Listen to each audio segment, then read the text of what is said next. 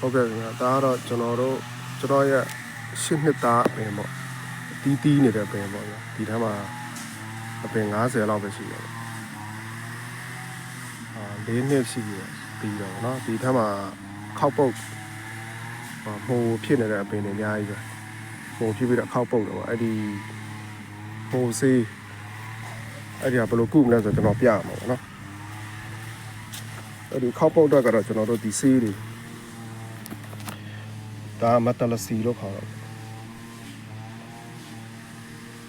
မတလစီအမှောက်နဲ့လာတယ်ပေါ့နော်ဒီတပူးရနောက်ပြီးတော့ဒါကတော့စိုက်ပါလို့ခေါ်တော့ဒါကတော့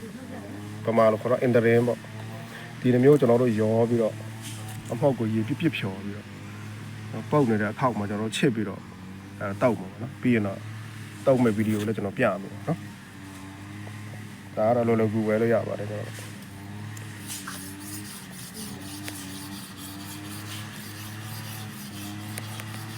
ဟုတ်ကဲ့ဒါကတော့ရှစ်နှစ်သားအပင်ပေါ့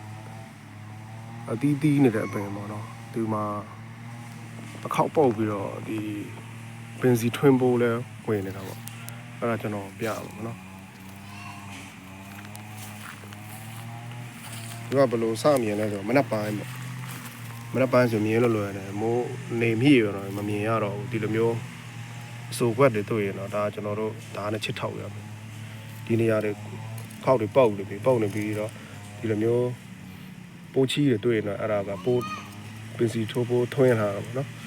အဲ့ကျွန်တော်ချစ်ပြီးတော့အခုနဖြော်ထားတဲ့ဆေးလိုက်မယ်ဒါကျွန်တော်ချစ်ပြပါနော်ချစ်လာရင်တော့အညိုကွက်တွေတွေ့နော်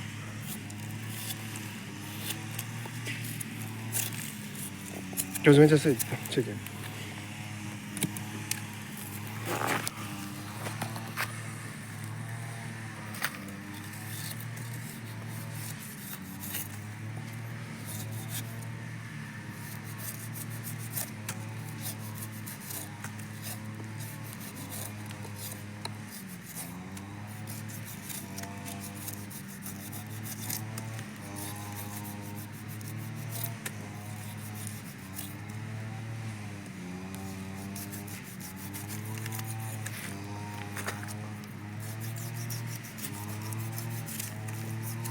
အဲ့မျိုးအညိုကွက်တွေကောင်တော့ကျွန်တော်တို့ချစ်ဖို့လိုတော့ဗောနော်ဒီအညိုကွက်တွေကောင်တဲ့ထိကျွန်တော်တို့ဒါမှကောင်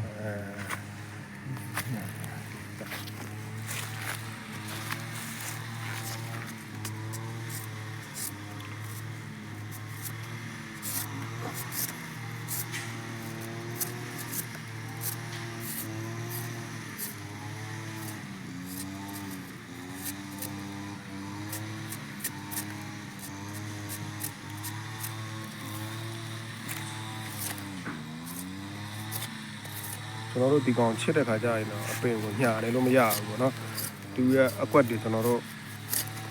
အပင်နာမှာဆိုလို့ကျွန်တော်တို့မချစ်ဘူးထားမယ်ဆိုရင်တော့သူကပြန်ပြီးတော့ပြန်သွားတော့နော်အဲကျွန်တော်တို့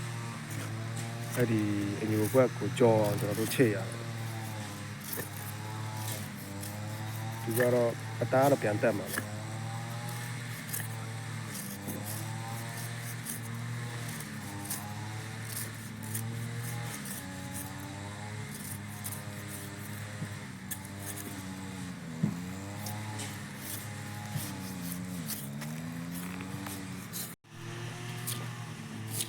ဒါကျွန်တော်တို့တွေ့တာနည်းနည်းတော့နောက်ကျပါတော့เนาะမှန်ပါစင်တော့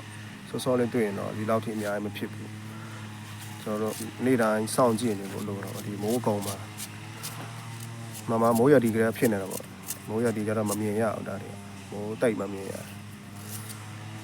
ဒါကျွန်တော်တို့ချစ်ပြီးရင်တော့စေးတောက်ပေါ့เนาะ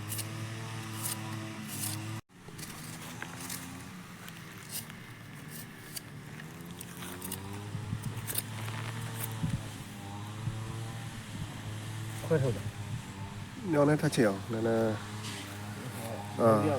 နည်းနည်းထက်ချအောင်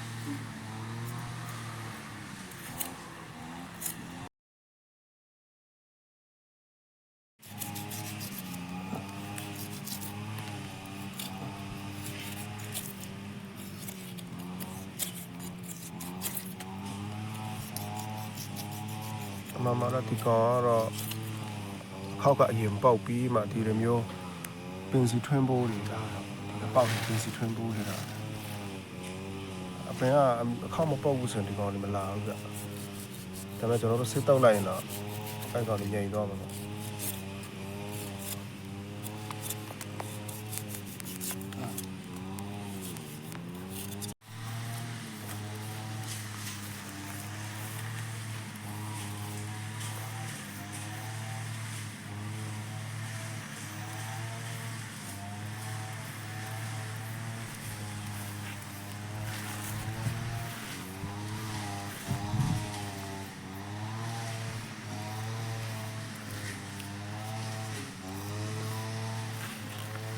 နော်ဟောဒီအောက်ကအဆိုတစ်ခွက်လဲကျွန်တော်တို့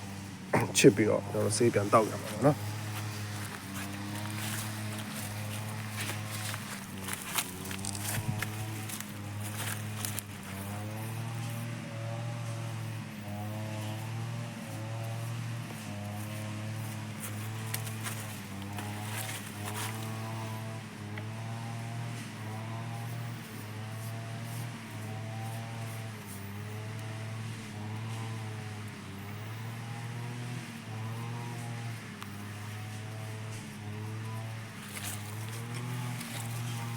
စစ်တောက်တော့ကကြာကျွန်တော်တို့ဒီချစ်ထားတဲ့ဒဏ်ရာရဲ့အပြင်ဘက်ကိုရောက်ကျွန်တော်တို့ဆေးတောက်ဖို့လို့တော့နော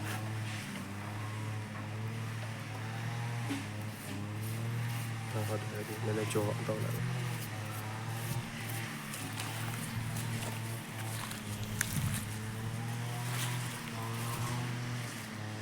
အဲ့လိုမျိုးဆိုရင်တော့ကျွန်တော်တို့ညှော်လင်းလို့ရသေးတယ်ပေါ့နော်ဒီလိုမျိုးဆိုကျွန်တော်တွေ့တာဒီထက်နောက်ကျသွားဆိုတော့အချိန်တွေမကောင်းတော့ဘူး